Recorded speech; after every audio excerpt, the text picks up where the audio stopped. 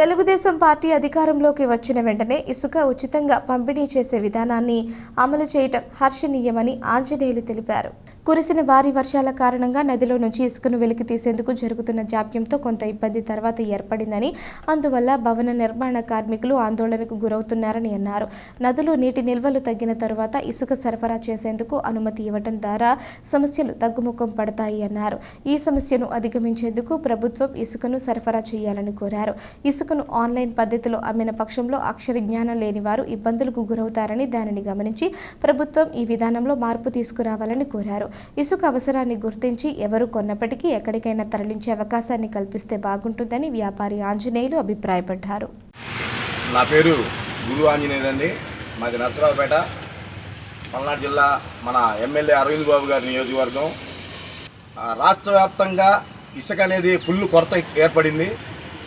గత 4 నెలల నుంచి కూడా ఇసుక అనేది రేవులోంచి బయటికి రావట్లేదు. రానందున 2 కోట్ల మంది ప్రజానీకం బాగా ఇబ్బంది పడుతున్నారు.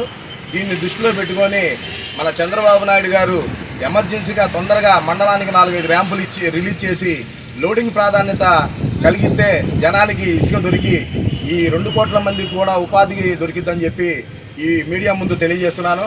దానికి తోడు రాష్ట్ర గవర్నమెంటు మన ఆన్లైన్ ద్వారా ఇసుక విధానం అని చెప్పి ఒక చెప్తున్నారు.